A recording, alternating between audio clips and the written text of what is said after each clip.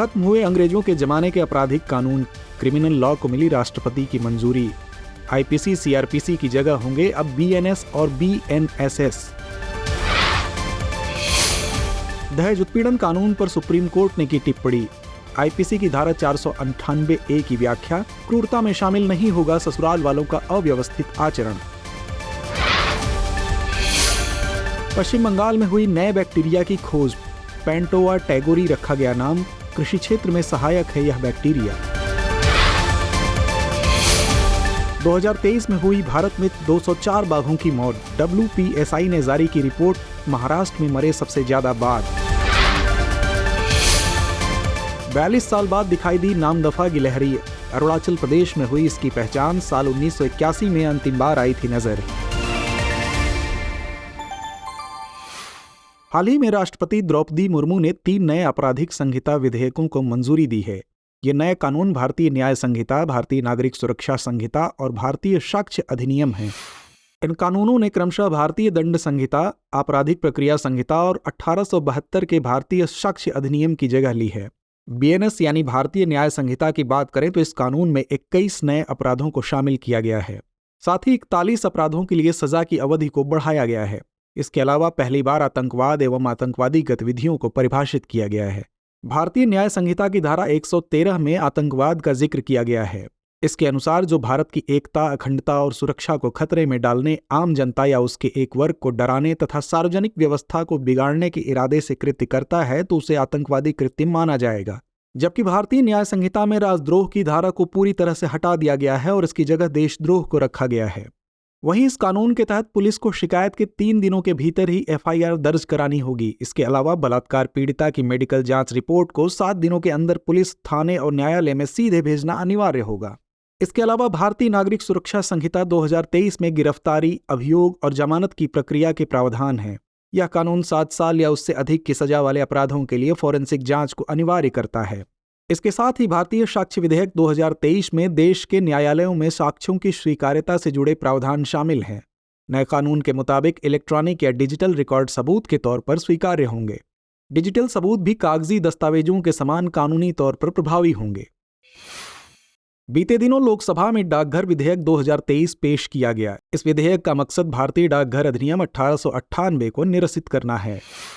यह अधिनियम केंद्र सरकार के एक विभागीय उपक्रम भारतीय डाक का विनियमन करता है। विधेयक 2023 के माध्यम से आपातकालीन अथवा सार्वजनिक सुरक्षा के हित में केंद्र को किसी भी वस्तु को रोकने, खोलने अथवा हिरासत में लेने एवं सीमा शुल्क अधिकारियों को सौंपने का अधिकार देगा। अधिकारी ऐसा तब कर पाएंगे जब कानून का उल्लंघन होगा। यह उपबंध डाक अधिकारियों को डाक वस्तुओं को सीमा शुल्क अधिकारियों को सौंपने की भी अनुमति देता है, जिस पर उन्हें संदेह हो कि उनमें से कोई निषिद्ध वस्तु है या यदि कोई वस्तु जिस पर शुल्क लगाया जा सकता है। यह विधेयक डाकघर तथा उसके अधिकारी को डाकघर द्वारा प्रदान की गई किसी भी सेवा के दौरान वस्तु की किसी भी हानि, गलत डिलीवरी, देरी, क्षति के कारण किसी भी दायित्व से छूट देता है, सिवाय ऐसे दायित्व के जो निर्धारित किया जा सकता है। बता दें कि इस विधेयक में 1898 अधिनियम के तहत सभी दोष और दंडों को समाप्त करने की बात की गई है, जिसमें डाकघर के अधिकारियों द्वारा किए गए अपराध शामिल हैं, जैसे कदाचार, धोखाधड़ी तथा चोरी सहित अन्य अपराधों को पूर्ण रूप से हटा दिया जाएगा।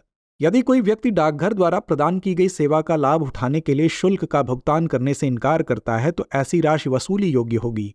इस विधेयक के माध्यम से 1898 के अधिनियम की धारा 4 को भी हटा दिया गया है, जो केंद्र को सभी पत्रों को डाक से भेजने का विशेषाधिकार प्रदान करती थी। हालांकि कोरियर सेवाएं अपने कोरियर को पत्र के स्थान पर केवल दस्तावेज एवं पार्सल कहकर 1898 के अधिनियम की अवहेलना कर रही हैं। विधेयक पहली बार निजी कोरियर सेवाओं को अपने दायरे में लाकर उन्हें नियंत्रित करता है। सुप्रीम कोर्ट ने अपने हालिया फैसले में भारतीय दंड संहिता की धारा 498A का जिक्र किया है, जिसके तहत बताया गया कि बुरे व्यवहार के एक असंगत उदाहरण को दहेज के लिए उत्पीड़न या क्रूरता के रूप में वर्गीकृत नहीं किया जा सकता है। वहीं धारा 498A की बात करें तो इसे भारतीय दंड संहिता में 1983 में शामिल किया गया था। गौरतलब है कि इस धारा में दहेज के लिए महिला के पति द्वारा उस पर क्रूरता की व्याख्या की गई है। यह एक आपराधिक कानून है। धारा के तहत दहेज के लिए हुई क्रूरता के लिए सजा का भी प्रावधान किया गया है, जिसमें दोषी को 3 साल तक की कैद की सजा और जुर्माने का प्रावधान शामिल है। आपको बता दें कि ये धारा संज्ञेय और गैर जमानती है, यानी इसमें जमानत नहीं मिलेगी। इसके साथ ही पुलिस बिना वारंट के भी व्यक्ति को गिरफ्तार कर सकती है। यह कानून सिर्फ दहेज से जुड़े मामलों में ही सुरक्षा प्रदान नहीं करता बल्कि क्रूरता से भी बचाव करता है। वहीं हालिया कानून बने भारतीय न्याय संहिता की धारा 79 में दहेज, क्रूरता और हत्या को परिभाषित किया गया है। हालांकि इसमें सजा में कोई बदलाव नहीं किया गया है।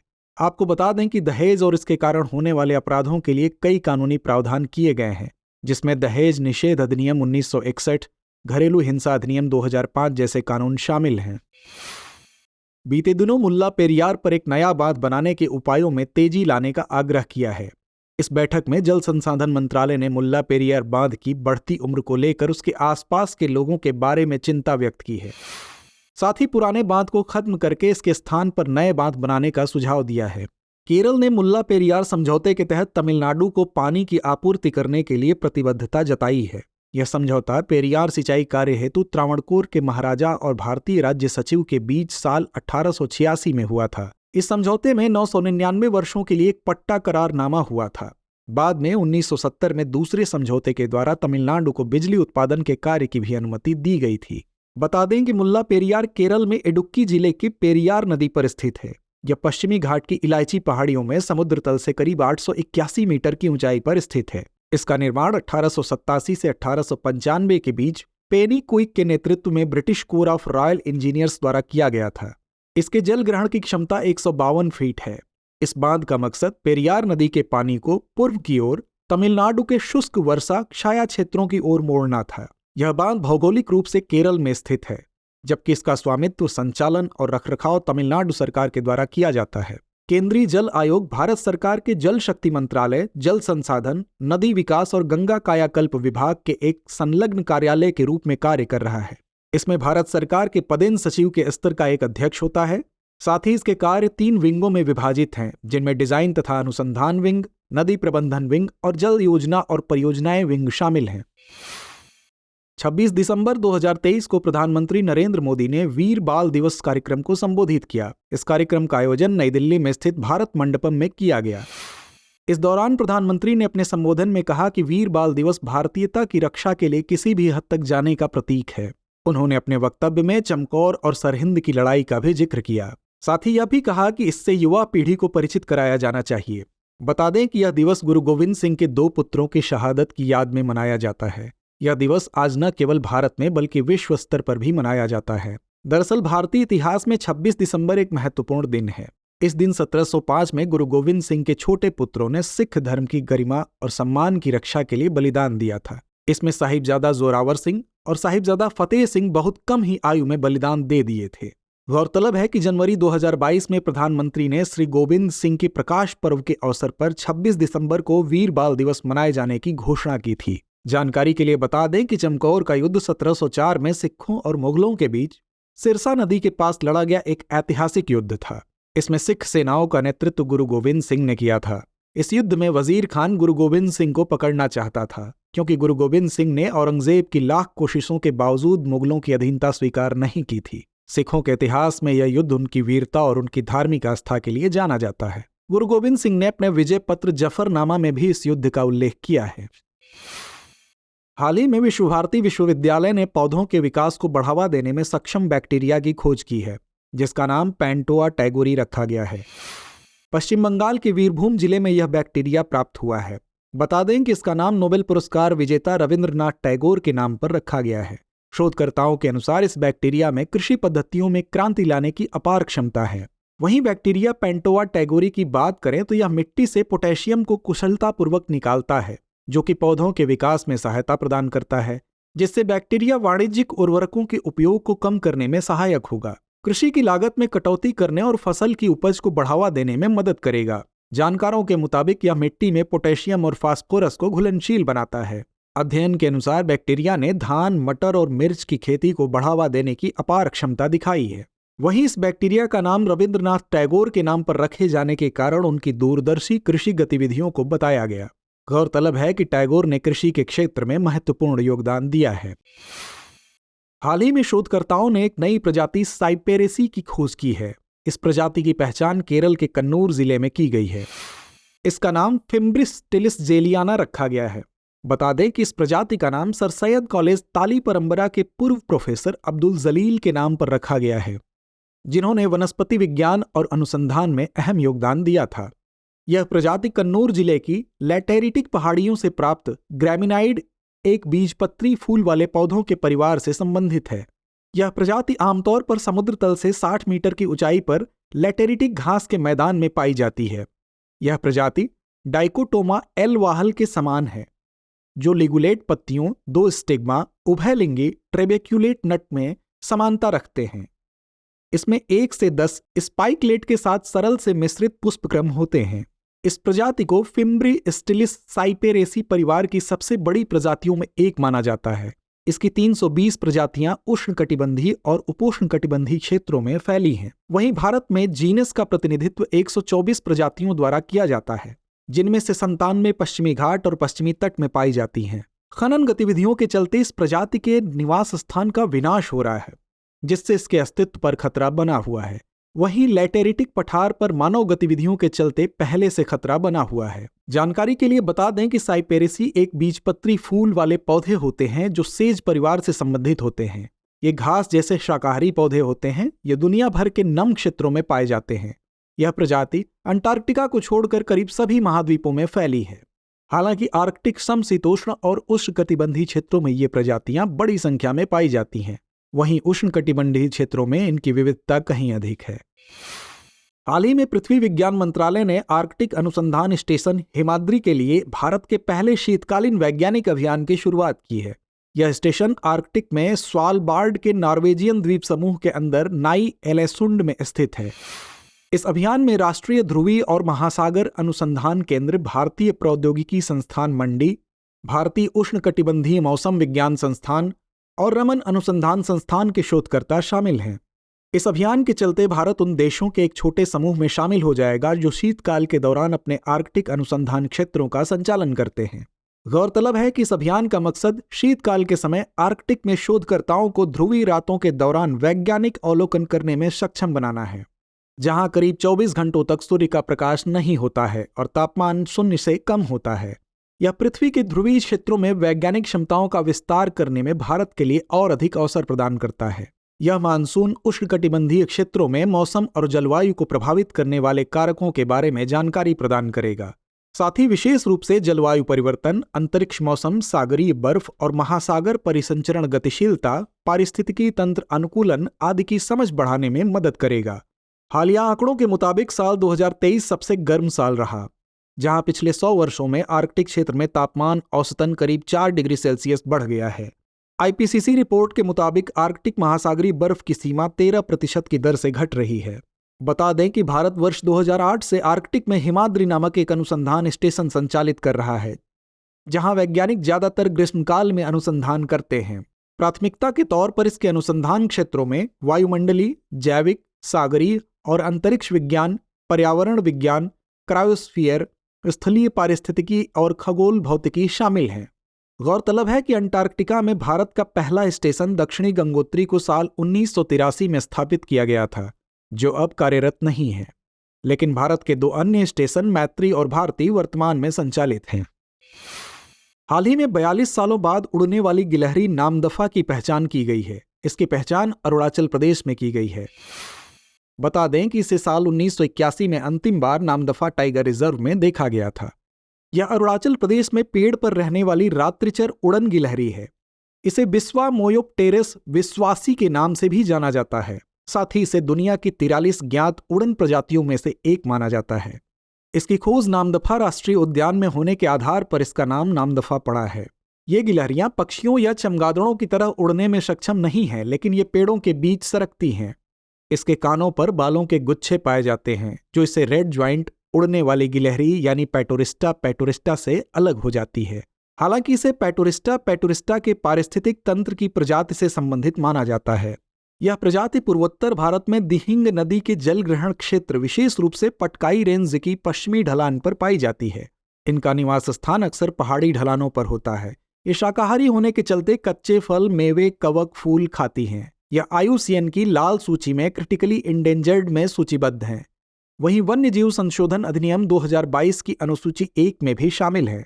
जानकारी के लिए बता दें कि नामदफा टाइगर रिजर्व अरुणाचल प्रदेश में चांगलांग जिले में स्थित है। यह करीब 1985 वर्ग किलोमीटर क्षेत्रफल में फैला है।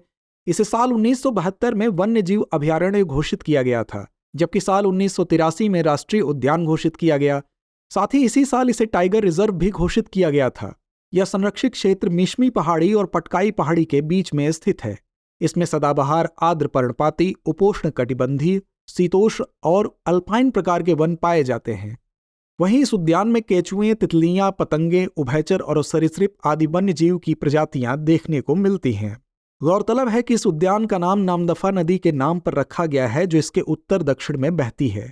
इस नदी का उद्गम दफाबुम से होता है और यह नोआ नदी से मिल जाती है। हाल ही में WPSI यानी wild life protection society of India ने बाघों से संबंधित एक रिपोर्ट जारी की है, जिसमें बताया गया है कि एक साल के दौरान भारत ने 204 बाघ खो दिए हैं। यह आंकड़े साल 2023 के 1 जनवरी से लेकर 25 दिसंबर के दौरान संकलित किए गए हैं। रिपोर्ट के मुताबिक भारतीय राज्यों की सूची में महाराष्ट्र में सबसे अधिक बाघों की मृत्यु हुई है, जहां लगभग 52 बाघों की मौत हुई है। इसके बाद 45 मौतों के साथ राज्य मध्य प्रदेश है। तमिलनाडु और केरल में 15 मौतें दर्ज की गई। रिपोर्ट्स में बाघों की मृत्यु के कई कारण बताए गए हैं, जिसमें प्राकृतिक कारणों से 79 बाघों की मौत हुई। इसके अलावा रैखिक बुनियादी ढांचे भी बाघों की मृत्यु के कारण बने हैं। गौरतलब है कि सरकार ने बाघों के संरक्षण के लिए साल 1983 में प्रोजेक्ट टाइगर की शुरुआत की थी। पर्यावरण, वन और जलवायु परिवर्तन मंत्रालय द्वारा इस योजना को शुरू किया गया था। यह देश के राष्ट्रीय उद्यानों में बाघों को आश्रय प्रदान करता है। बताते चलें कि देश में हर 4 साल में बाघों की गणना की जाती है।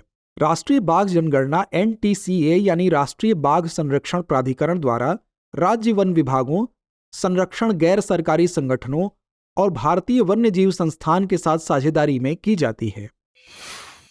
हाल ही में वैज्ञानिकों ने पेरिस में उगने वाले अनोखे फूल की खोज की है, जिसका नाम पेरिसियन पैंसी रखा गया है। इसे तीव्र विकास के पहले साक्ष्य के तौर पर माना जा रहा है। अध्ययन के अनुसार यह प्रजाति छोटे फूल और कम मधुरस उत्पन्न करती है। इसके कारण इस फूल की ओर कीट कम आकर्षित होते हैं। यह जानकारी पुनरुत्थान पारिस्थितिकी पद्धति के आधार पर दी गई है।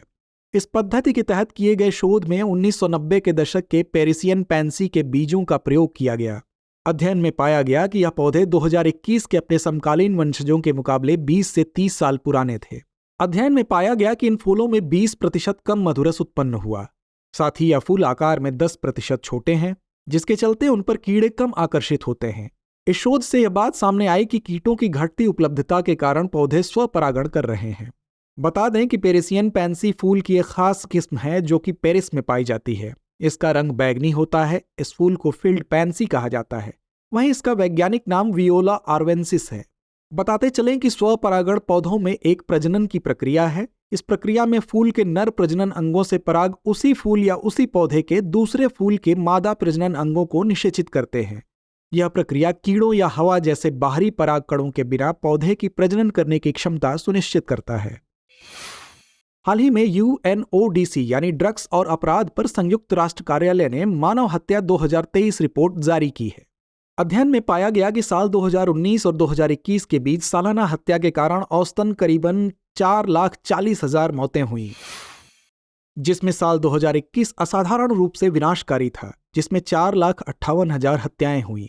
इतनी ज्यादा हत्याएं होने का प्रमुख कारण कोविड-19 को माना जाता रहा है, जिसने आर्थिक प्रभाव तथा संगठित अपराध, गिरोह संबंधी सामाजिक राजनीतिक हिंसा की वृद्धि में अहम योगदान दिया था।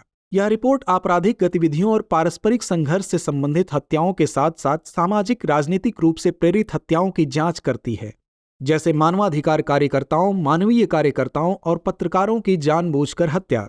बता दें कि वैश्विक नरसंहार में विभिन्न कारकों को उत्तरदायी पाया गया है, जिसमें संगठित अपराध का योगदान 22% है, जो कि अमेरिका में 50% तक पहुंच गया है।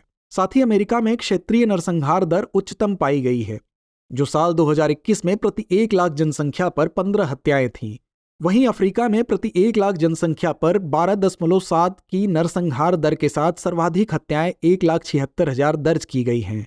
एशिया, यूरोप और ओशनिया में 2021 में प्रति 1 लाख आबादी पर 5.8 के वैश्विक प्रति व्यक्ति औसत से नरसंहार दर बहुत कम थी। माना जा रहा है कि जलवायु परिवर्तन, जनसांख्यिकी बदलाव, असमानता, शहरीकरण और तकनीकी परिवर्तन जैसे कारक विभिन्न क्षेत्रों में नरसंहार को जन्म दे रहे हैं। अध्ययन की माने तो नरसंहार सशस्त्र संघर्ष तथा आतंकवाद से भी बड़ा अपराध है। दरअसल नरसंहार यानी होमिसाइड किसी व्यक्ति की हत्या है, चाहे वह जानबूझकर या अनजाने में वैध या गैर कानूनी तरीके से की गई हो, जबकि हत्या किसी व्यक्ति की पूर्व विचार पूर्वक इरादे या द्वेष से की गई गैर कानूनी है। जानकारी के लिए बता दें कि भारत में साल 2019 और 2021 के दौरान दर्ज की गई हत्याओं के करीब 16.8% मामले संपत्ति, भूमि या पानी तक पहुंच के विवादों से जुड़े पाए गए हैं। जो इस दौरान दर्ज की गई हत्याओं में से करीब 0.5% को विशेष रूप से पानी से संबंधित संघर्षों के लिए जिम्मेदार पाया गया था। यह मानव हत्याओं के एक महत्वपूर्ण कारक के रूप में उभरने पर प्रकाश डालता है। तो चलिए खबरों के बाद बुलेटिन से जुड़े 5 प्रमुख प्रश्नों पर डालते हैं नजर।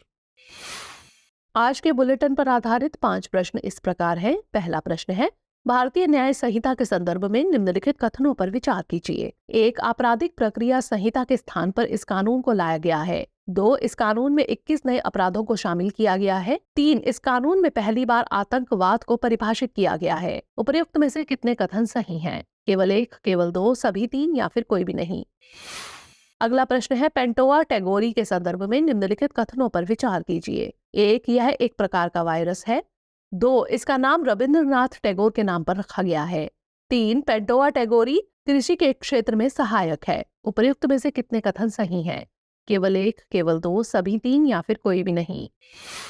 अगला प्रश्न है, फेम्ब्रिस्टिलिस जेलेलियाना के संदर्भ में निम्नलिखित कथनों पर विचार कीजिए। 1. यह छिपकली की एक प्रजाति है। 2. इसकी खोज केरल में हुई है। 3. यह प्रजाति समुद्र तल से 60 मीटर की ऊंचाई पर लैटरिटिक घास के मैदानों में पाई जाती है। उपर्युक्त में से कितने कथन गलत हैं? केवल 1, केवल 2, सभी 3 या फिर कोई भी नहीं।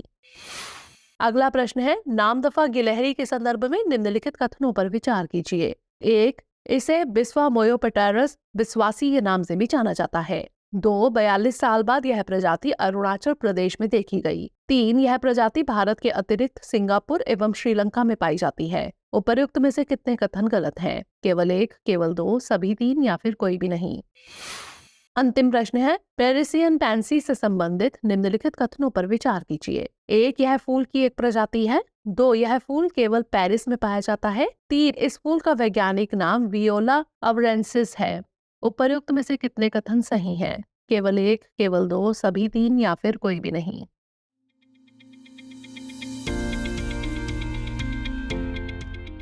भारत और रूस ने अपनी दोस्ती को और मजबूत करते हुए एक नई साझेदारी का ऐलान किया है। दोनों देशों ने तमिलनाडु स्थित कुडनकुलम परमाणु ऊर्जा संयंत्र की भविष्य की बिजली पैदा करने वाली इकाइयों के निर्माण से संबंधित महत्वपूर्ण समझौतों पर हस्ताक्षर किए हैं।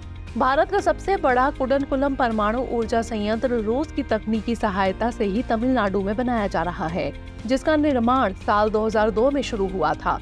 वहीं साल 2016 से यह प्लांट 1000 मेगावाट बिजली उत्पादन की अपनी डिजाइन क्षमता पर लगातार काम कर रही है। वहीं संयंत्र के साल 2027 तक पूरी क्षमता से काम शुरू करने की उम्मीद है। भारत के 75वें गणतंत्र दिवस समारोह में फ्रांस के राष्ट्रपति इमैनुअल मैक्रोन बतौर मुख्य अतिथि शामिल होंगे। यह छठा मौका है जब कोई फ्रांसीसी नेता भारत के गणतंत्र दिवस समारोह में मुख्य अतिथि होंगे। इससे पहले साल 1976 में फ्रांसीसी प्रधानमंत्री जैक्स शिराक मुख्य अतिथि थे और फिर 1998 में फ्रांसीसी राष्ट्रपति के रूप में। इसके अलावा सम्मानित किए गए अन्य फ्रांसीसी नेताओं में क्रमशः 1980, 2008 और 2016 में वालेरी गिस्कार्ड डिस्टैंग, निकोलस सरकोजी और फ्रांसवा ओलांद शामिल हैं। हाल ही में सुशासन दिवस के अवसर पर केंद्रीय मंत्री डॉक्टर जितेंद्र सिंह ने मिशन कर्मयोगी का विस्तारित संस्करण लॉन्च किया, जिसमें कर्मयोगी प्लेटफॉर्म पर ब्लेंडेड प्रोग्राम्स और क्यूरेटेड प्रोग्राम्स लॉन्च किए गए। इसके अलावा 12 डोमेन विशिष्ट क्षमता निर्माण से संबंधित ई लर्निंग पाठ्यक्रम का भी अनावरण किया गया। साथ ही केंद्रीय मंत्री ने विकास यानी variable and immersive Karmayogi advanced support नामक एक नया मिश्रित शिक्षण कार्यक्रम भी लॉन्च किया। हाल ही में कैबिनेट ने भारत और इटली के बीच प्रवासन और गतिशीलता समझौते को मंजूरी दी है। यह समझौता दोनों देशों के बीच संपर्क बढ़ाएगा, जिससे छात्रों, कुशल श्रमिकों, व्यापारिक लोगों और युवा पेशेवरों की गतिशीलता को बढ़ावा मिलेगा। बता दें कि यह समझौता वर्तमान में इटालियन वीजा व्यवस्था को लॉक करता है, जिसमें अध्ययन के बाद के अवसरों, इंटर्नशिप, पेशेवर प्रशिक्षण के लिए तंत्र शामिल है, जो फ्लोर डिक्री के तहत मौजूदा श्रम गतिशीलता मार्गों में भारत को लाभ का आश्वासन देते हैं। बीते दिनों केरल और तमिलनाडु में जंपिंग स्पाइडर की 2 प्रजातियों की खोज की गई है। ये प्रजातियां अफ्राफ्लैसिला जीनस से संबंधित है। इनमें अफ्राफ्लैसिला केरल के इरंजाकुलकुडा और कुटानाड में और एडवाथुरेंसिस तमिलनाडु में प्राप्त हुई। प्रजाति में एक दिलचस्प सांकेतिक विशेषताएं पाई जाती हैं। इनके पेट हल्के भूरे रंग के होते हैं और इन पर सफेद बालों की पट्टियां बनी होती हैं। इसकी विभिन्न ज्ञात प्रजातियां एशिया, यूरोप, अफ्रीका और ऑस्ट्रेलिया में पाई जाती हैं। हाल ही में यूनेस्को ने केम्पेगौड़ा अंतर्राष्ट्रीय हवाई अड्डे के टर्मिनल 2 को दुनिया के सबसे खूबसूरत हवाई अड्डे के रूप में मान्यता दी है। साथ ही इसे 2023 के प्रिक्स वर्सेस विश्व विशेष पुरस्कार से भी सम्मानित किया गया है। टर्मिनल 2 को गार्डन में टर्मिनल के नाम से भी जाना जाता है। इसका उद्घाटन साल 2022 में 11 नवंबर को किया गया था। इस टर्मिनल को 4 मूलभूत स्तंभों पर बनाया गया है, जिसमें तकनीकी नेतृत्व, बगीचे में टर्मिनल, पर्यावरण और पारिस्थितिकी प्रबंधन और कर्नाटक की समृद्धि, विरासत और संस्कृति का उत्सव शामिल है। बता दें कि प्रिक्स वर्सेस पुरस्कार की शुरुआत 2015 में की गई थी। यह एक सांस्कृतिक संचालक के रूप में बौद्धिक स्थिरता पर ध्यान केंद्रित करता है, जिसका उद्देश्य नवाचार, रचनात्मकता, स्थानीय विरासत का प्रतिबिंब, पारिस्थितिकी दक्षता और सामाजिक संपर्क के मूल्यों को बढ़ाना है।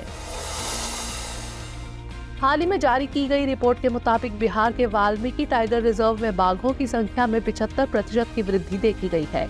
इसकी आधिकारिक तौर पर घोषणा राष्ट्रीय बाघ संरक्षण प्राधिकरण द्वारा जुलाई में की गई थी। इस वृद्धि के पीछे वजह क्षेत्र में होने वाले खनन और मानवीय हस्तक्षेप पर लगे प्रतिबंध को बताया गया है। इसके परिणाम स्वरूप इस वर्ष बाघों की संख्या बढ़कर 54 हो गई है, जबकि वहीं 2018 में 31 और 2014 में 28 बाघ दर्ज किए गए थे। बता दें कि वाल्मीकि टाइगर रिजर्व बिहार के चंपारण जिले में स्थित है। यह वाल्मीकि वन्यजीव अभयारण्य के अंदर 899 वर्ग किलोमीटर क्षेत्र में फैला है। इसकी सीमा नेपाल और उत्तर प्रदेश के साथ साझा होती है। हाल ही में नीलगिरी अर्थ फेस्टिवल 2023 मनाया गया। यह त्योहार 19 से 23 दिसंबर तक दक्षिण भारत में मनाया गया। इस साल यह त्योहार जैविक भोजन बाजरा पर आधारित था। यह त्योहार नीलगिरी के पाक कला, सांस्कृतिक और पारिस्थितिकी पहलुओं पर प्रकाश डालता है। साथ ही विशेष रूप से बदलती जलवायु के संदर्भ में स्थानीय खाद्य पदार्थों और पारिस्थितिकी स्थिरता को प्रोत्साहित करता है। नीलगिरी अर्थ फेस्टिवल को नीलगिरी वाइल्ड फूड्स फेस्टिवल के नाम से भी जाना जाता है। हाल ही में क्रोनिक वेस्टिंग बीमारी के मामलों में वृद्धि दर्ज की गई। इसे ज़ॉम्बी हिरण रोग के नाम से जाना जाता है। यह तंत्रिका तंत्र संबंधी एक विकार है जो प्रियन नामक मिसफोल्डेड प्रोटीन की असामान्य वृद्धि के कारण होता है।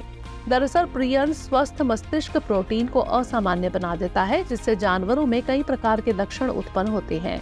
इसका संचारण पशु से पशु संपर्क के माध्यम से, दूषित वस्तुओं या वातावरण के संपर्क के माध्यम से फैलता है।